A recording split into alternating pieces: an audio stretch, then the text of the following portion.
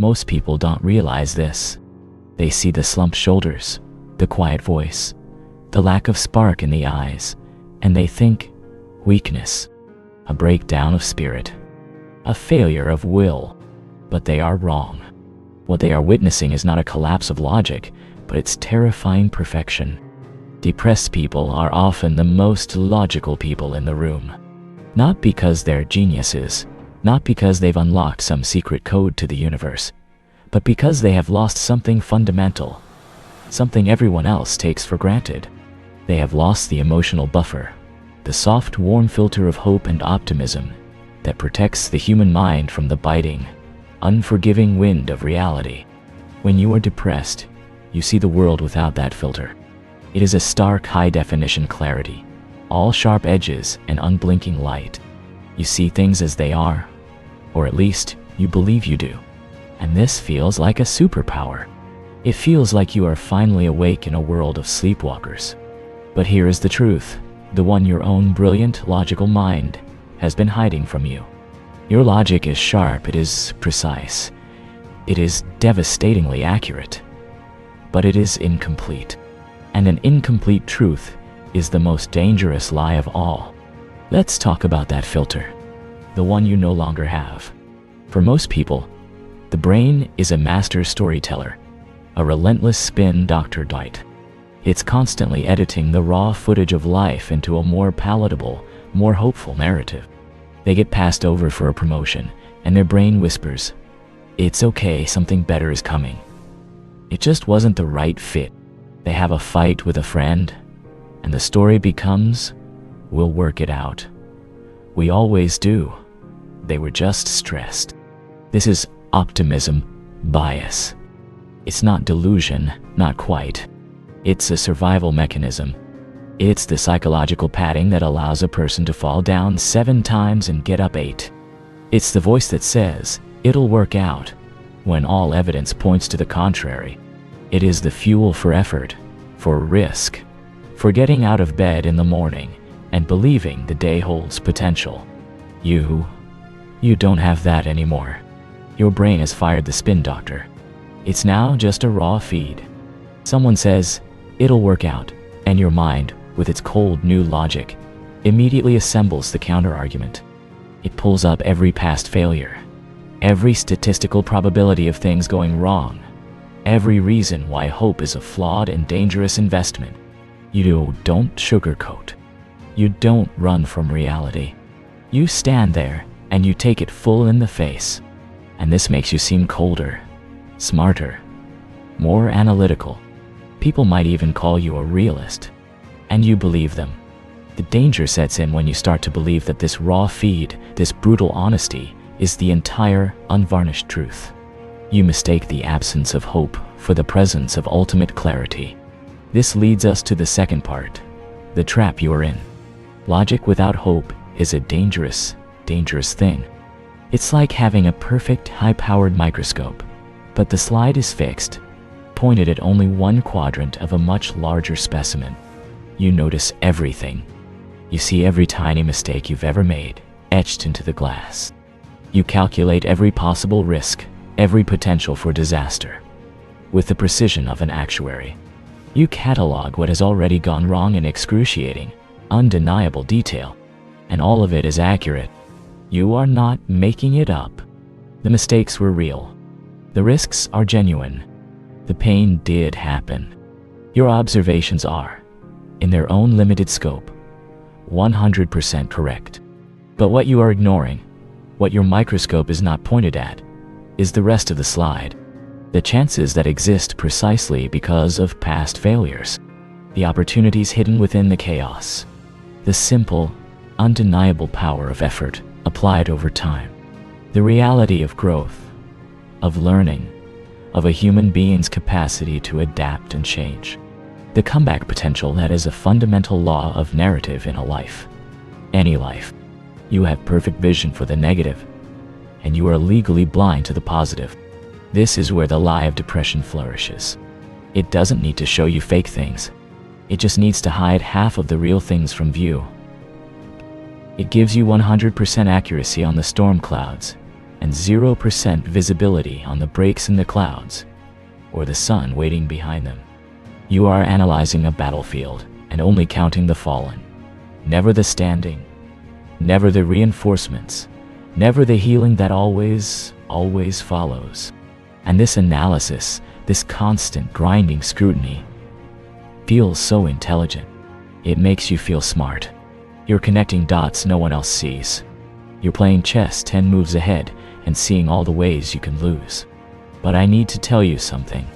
This deep thinking, this relentless analysis, it isn't a superpower. It's a survival mechanism gone rogue. It's your brain in a state of profound pain, trying to solve that pain. It's frantically trying to find the source of the threat, to identify the pattern, to create a formula that will make the suffering stop. You are analyzing your life, your relationships, your work, your very soul, because on some primal level, you believe that if you can just think hard enough, you can find the broken piece and fix it. But this path leads only deeper into the maze. It leads to overthinking, where every thought branches into 10 more, a fractal tree of anxiety. It leads to assuming the worst, because in a state of pain, preparing for the worst feels safer than hoping for the best. It leads to the belief that the future is fixed, a pre-written tragedy, because your logic, working only with the data of past and present pain, can only extrapolate more pain. And finally, it leads to the core belief, the foundational error, that you are hopeless, that the problem isn't a set of circumstances or a chemical imbalance or a wound that needs time to heal, but the very core of who you are. This is the grand illusion. High logic plus low emotion does not equal ultimate truth. It equals a distorted truth. It's like trying to paint a sunset using only shades of black and gray. You can capture the shapes, the contrasts, but you have completely missed the point. The color, the beauty, the warmth. Now we get to the heart of it. The most important thing you might hear. Your logic is real. Your observations are, in their context, valid, but your conclusion is wrong. Let me say that again, because you need to hear it. Your conclusion is wrong. Your problems are real. I am not dismissing your pain. The hurt you feel is a genuine, physical, aching reality. The things you have observed about your life, the disappointments, the rejections, the failures, they are from a certain angle accurate. But the story you are telling yourself about what these things mean is a lie. The conclusion that you are broken, that you are unworthy, that your future is bleak, that effort is pointless, that is the lie. Why? Because you are only doing the math with the negative numbers. You are a brilliant accountant, but you've only been given the ledger of losses. You've been told to calculate the net worth of a company, but you've only been shown the debts, the depreciation, the failed investments. Life, your life, has positive numbers too. It has assets. It has revenue streams of joy, however small. It has equity in relationships. It has the potential for growth and profit. But depression hides these like invisible ink. They are there on the page, but you cannot see them. So you run the numbers, and of course the result is bankruptcy. Of course the sum is zero. Of course the only logical conclusion is to shut down the operation.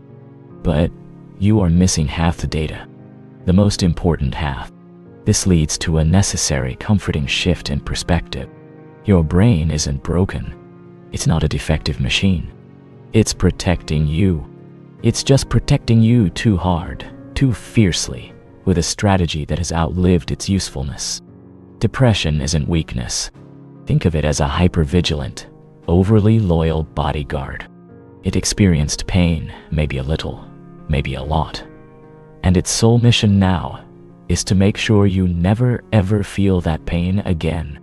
And what is the ultimate way to avoid disappointment? To assume disappointment. To expect nothing. To hope for nothing. If you never reach for the sun, you can never be burned by it. If you never believe in a happy ending, you can never be devastated when it doesn't arrive. So your mind This loyal, misguided bodyguard systematically dismantles your hope.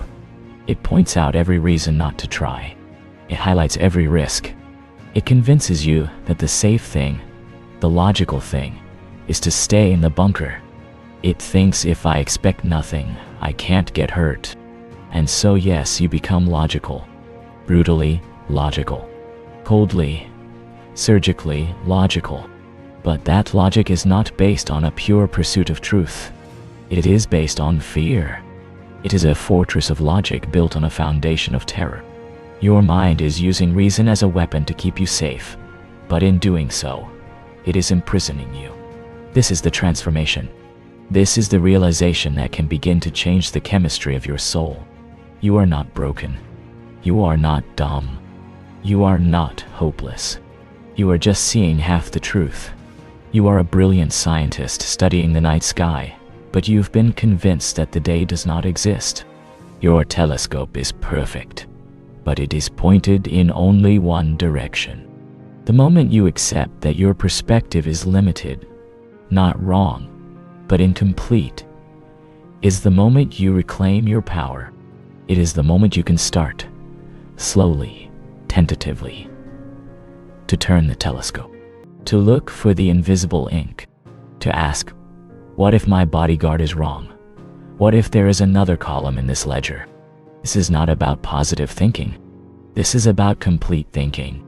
It's about reintegrating the data that your mind, in its desperate attempt to protect you, has been hiding. When you start to see the full picture again, your logic, that sharp, analytical, powerful tool, stops being a prison and becomes a superpower. It becomes the engine not for predicting your own demise, but for architecting your own recovery. You can use that same logical mind to deconstruct the very patterns of thought that have held you captive. You can apply that precision to building small, sustainable steps toward a different feeling. Your logic, paired with even a flicker of hope, becomes an unstoppable force for change. So you sit there, in the quiet of your own mind, and you think you're being realistic. You believe your assessments are the clearest, the most honest, the most grounded. But I need you to understand this final truth. Your realism is filtered. It is not filtered through optimism, like everyone else. It is filtered through pain. It is filtered through the protective, fearful strategy of a mind that has been wounded. The world you see is a real world, but it is a world viewed through a lens of grief and fear. Heal the pain. Address the wound. Quiet the fearful bodyguard. Treat the chemical imbalance. Process the grief. And the filter begins to clear.